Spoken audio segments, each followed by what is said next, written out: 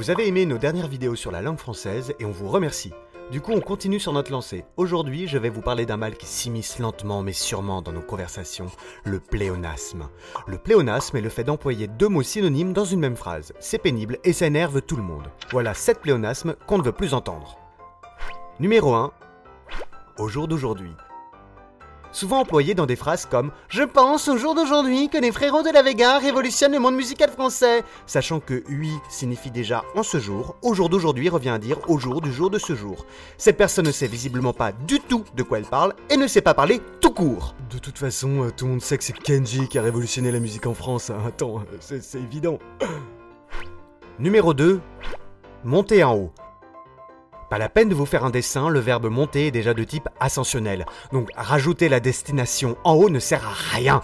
On imagine qu'en montant en haut, tu cherches à exprimer ce besoin d'aller plus haut que tout le soleil qui manque à tes rêves et plus haut que toutes les étoiles qui brillent en toi. Mais comme eux là, tu ne feras que chuter plus bas. Numéro 3.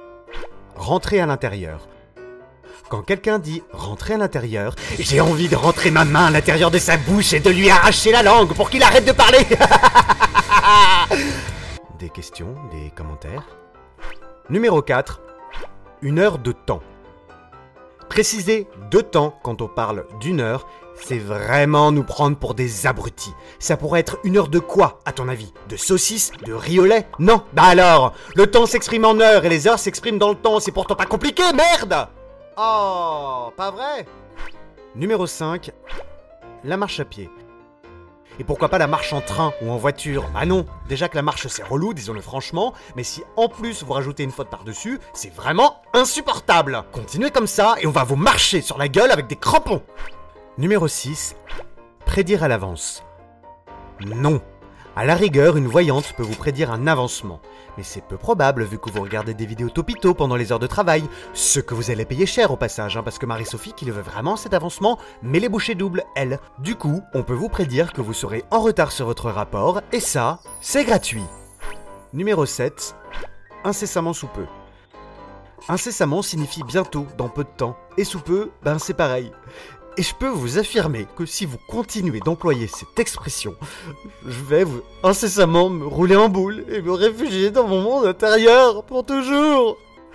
Numéro 8. Le taux d'alcoolémie. L'alcoolémie étant le taux d'alcool présent dans le sang, si vous envisagez de mesurer votre taux d'alcool, ne perdez pas votre temps, c'est que vous êtes déjà bourré, allez dormir. Voilà, c'était notre sélection. S'il y a d'autres pléonasmes qui vous agacent, n'hésitez pas à les partager dans les commentaires et on verra s'il y a moyen de faire un volume 2. On approche des 600 000 abonnés, on est hyper content et on veut atteindre les millions incessamment sous peu. Ah merde, j'ai dit, non, il y a là, désolé, pitié, non, range ce flingue, non, pitié, non, ah!